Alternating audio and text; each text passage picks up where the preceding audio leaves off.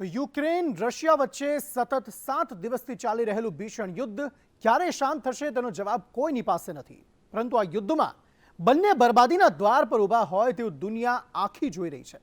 3 દિવસમાં યુક્રેન કબજે કરવા નીકળેલું રશિયા હવે તમામ મોરચે ઘેરાયું છે। યુદ્ધમાં જડબાતોડ જવાબ મળતા યુક્રેન સાથે બીજી તબક્કાની વાત કરવા પુતિન મજબૂર બન્યો છે।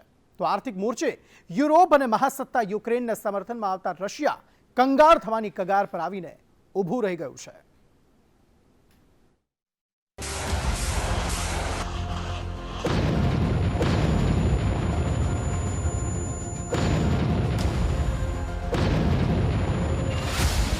अविरत भीषण युद्ध, बर्बादी बेहिसाब।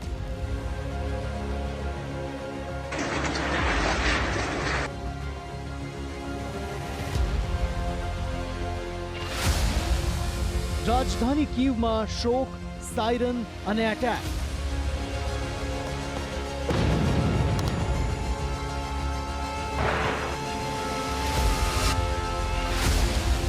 સવારથી રાત સુધી યુક્રેન પર હુમલા।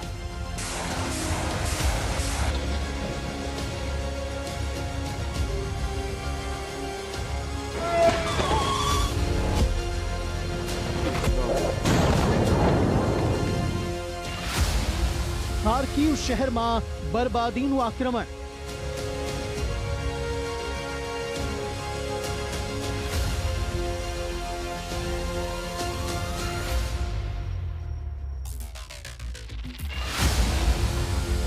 आखी रात सड़कता रहा शहर शहर।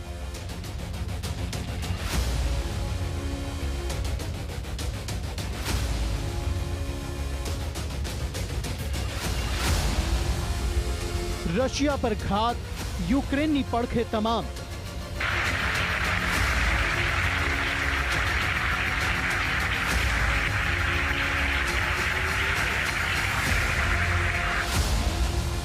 रशिया ने चेतवनी, बंद करो मनमानी।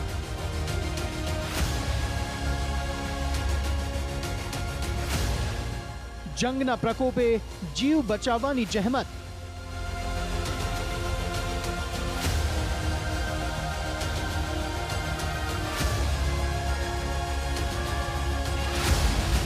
संपत्ति थी लईने जान मालનું नुकसान।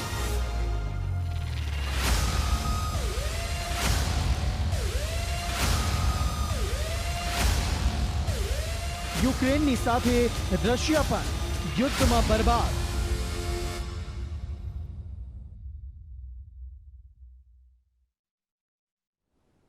યુદ્ધ કોઈ પણ હોય તે પોતાની સાથે બરબાદી લઈને આવતું હોય છે। જેટલું યુદ્ધ લાંબુ ચાલે એટલી બરબાદી વધુ થાય। રશિયા અને યુક્રેનના યુદ્ધમાં પણ આવું જ થઈ રહ્યું છે। દિવસ રાત થતા હુમલાને કારણે યુક્રેન જાણે આખે આખું બરબાદ થઈ ગયું હોય તેવું લાગી રહ્યું છે। અને આવું થવું સ્વાભાવિક પણ છે, કેમ કે રશિયા બધી જ રીતે યુક્રેન કરતાં શક્તિશાળી છે।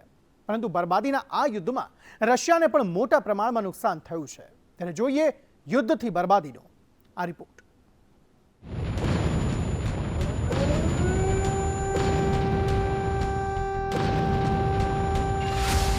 દિવસ રાત, તૂટતી બિલ્ડિંગ, તૂટતા શ્વાસ। सरकारी संपत्तिनी साथे सामान्य लोकोने पण जानमालનું नुकसान। एक बाद एक सुंदर शहरों बनी रहा छे खंडेर। जाहो जलाली छोड़ी जिंदगी बचाववानी थई रही छे जहमत।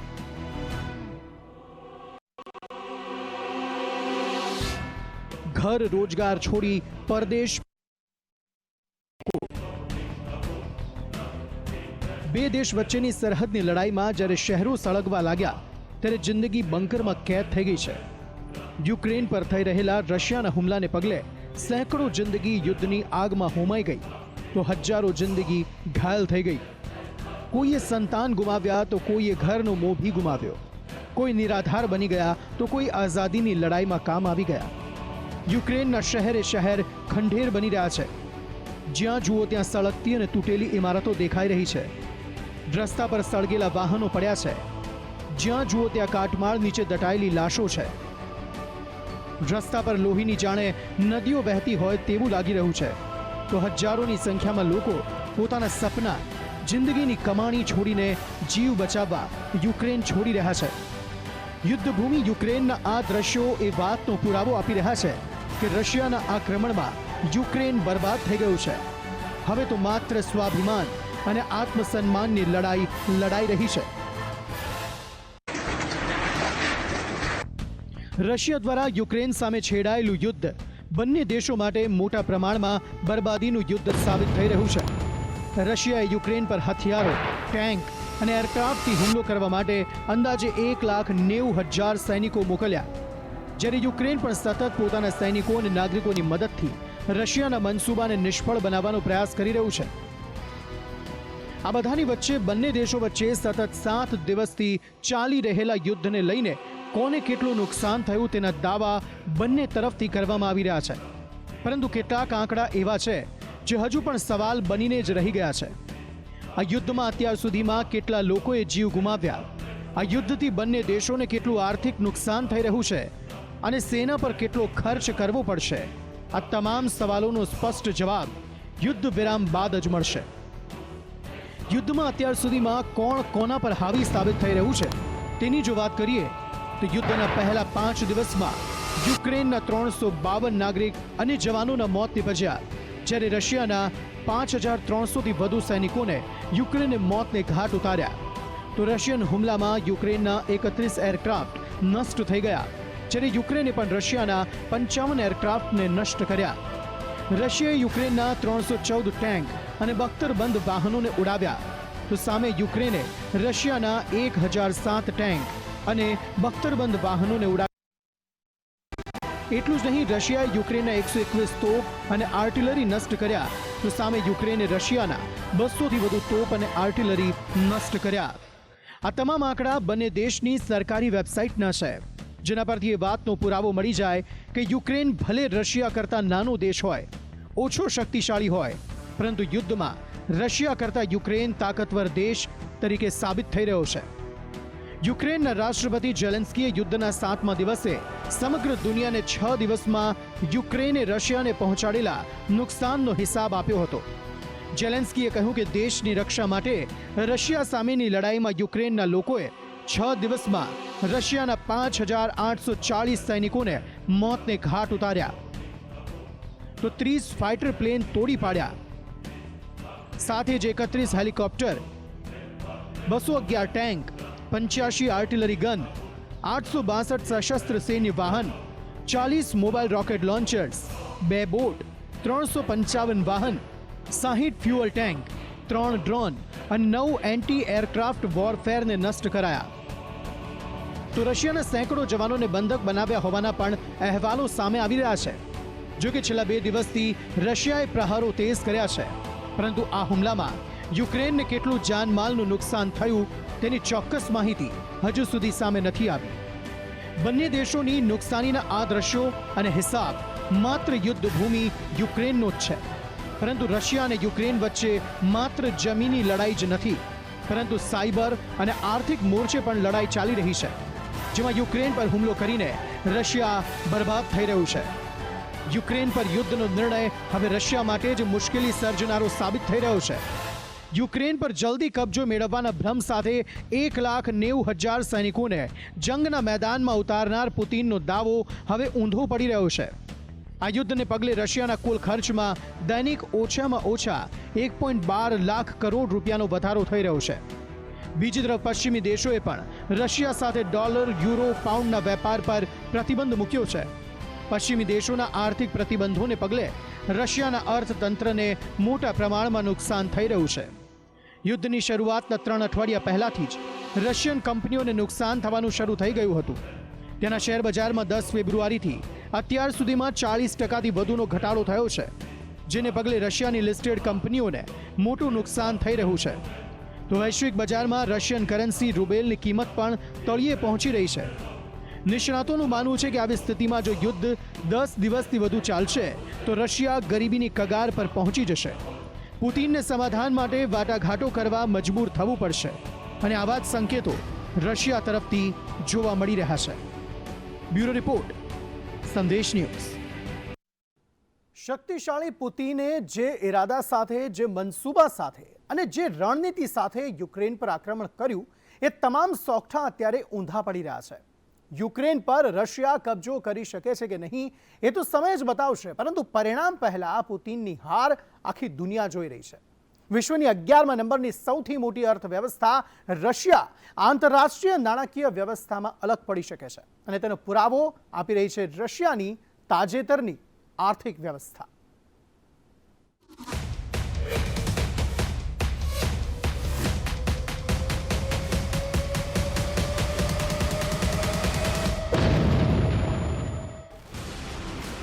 યુક્રેન પર હુમલો, રશિયા પર આર્થિક એટેક.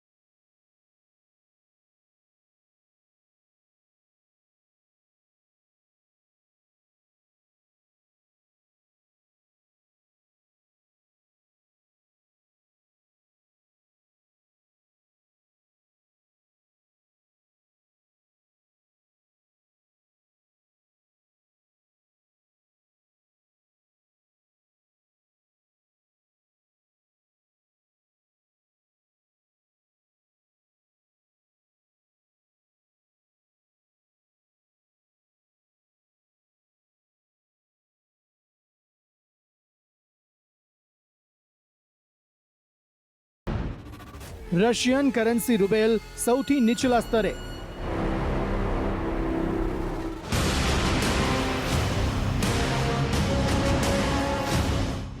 બેંક ઓફ રશિયાએ 100% વધાર્યા વ્યાજ દર. ટીવી સ્ક્રીન પર દેખાતી લોકોની લાઈન યુક્રેનની નહીં પરંતુ રશિયાની રાજધાની મોસ્કોની છે. યુક્રેન પર હુમલાના બદલામાં મહાસત્તા અમેરિકા અને યુરોપિયન દેશોના આર્થિક પ્રતિબંધોનું પરિણામ છે. અંદાજે 2 દાયકાથી રાષ્ટ્રપતિ વ્લાદિમીર પુતિનની મૂડીવાદી અને વૈશ્વિકીકરણની નીતિએ રશિયનોને સસ્તી એરલાઇન્સ, વિદેશી ગેજેટ્સ, કાર અને અન્ય સુવિધાઓનો આનંદ માણવા સક્ષમ બનાવ્યા. પરંતુ હવે આ સુવિધાઓ અને આરામના જીવન પર સંકટનો સમય શરૂ થઈ ગયો છે. તેની પાછળનું કારણ યુક્રેન પર હુમલો કરવા બદલ અમેરિકા અને પશ્ચિમી દેશો દ્વારા રશિયા પર લગાવવામાં આવેલા આર્થિક પ્રતિબંધો છે. સોમવારે સેન્ટ્રલ બેંક પર પણ પ્રતિબંધો લાગતા રશિયન અર્થતંત્ર અને વ્યાપારિક પ્રવૃત્તિઓને ઝટકો લાગવાનું શરૂ થયું છે. સેન્ટ્રલ બેંકે મંગળવારે મોસ્કોમાં સ્ટોક ટ્રેડિંગ બંધ કરતા રશિયન ચલણ રૂબલ જમીન પર આવી ગયું છે. એટલું જ નહીં, એટીએમમાંથી રોકડ ઉપાડવા માટે લોકો લાઇનમાં ઊભા છે અને રાષ્ટ્રીય એરલાઇન એરોફ્લોટે તમામ ફ્લાઇટ્સ રદ કરી છે. યુરોપિયન દેશોએ રશિયા માટે એરસ્પેસ બંધ કર્યા બાદ એરોફ્લોટે આ નિર્ણય લીધો છે.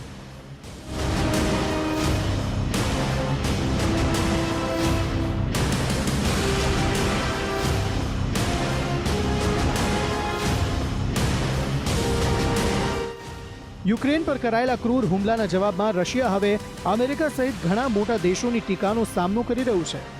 રશિયાને પાઠ ભણાવવા માટે તેના પર નાણાકીય પ્રતિબંધ અને વેપાર સંબંધો ખતમ કરવાના પગલાં લેવાઈ રહ્યા છે. બહુરાષ્ટ્રીય મોટી કંપનીઓ પર રશિયાને અલગ કરવા માટે એકત્ર થઈ રહી છે, જેમાં મોટા ભાગે અમેરિકન કંપનીઓ પણ સામેલ છે. અત્યાર સુધીમાં કુલ 28 કંપનીઓ કાં તો રશિયા છોડી રહી છે અથવા તેમના વ્યવસાયિક સંબંધોને સમાપ્ત કરી રહી છે. જે રીતે બહુરાષ્ટ્રીય કંપનીઓ રશિયા છોડી રહી છે તે આ દેશના અર્થતંત્ર માટે અપેક્ષા કરતાં વધુ પડકારજનક સાબિત થઈ રહી છે. રશિયા સાથે વ્યાપારિક સંબંધો પર પૂર્ણ વિરામ લગાવનારી વિશ્વની દિગ્ગજ કંપનીઓની જો વાત કરીએ તો અમેરિકાની અમેરિકન એક્સપ્રેસે રશિયન બેંક ભાગીદારો સાથેના સંબંધો સમાપ્ત કર્યા. એપલ, નાઇકી, ડેલ કંપનીએ રશિયામાં પોતાના ઉત્પાદનોનું વેચાણ બંધ કર્યું, તો ઇન્ટેલે રશિયામાં ચિપ શિપમેન્ટ બંધ કર્યું. અમેરિકા ઉપરાંત બ્રિટનની ઓઇલ એન્ડ ગેસની દિગ્ગજ કંપની શેલે પણ રશિયા છોડવાનો નિર્ણય લીધો છે. જર્મનીની DHL, ડેનિશની ઓશન કેરિયર મેટ્સ, જાપાનની સોની જેવી કંપનીઓ પણ રશિયા છોડી રહી છે.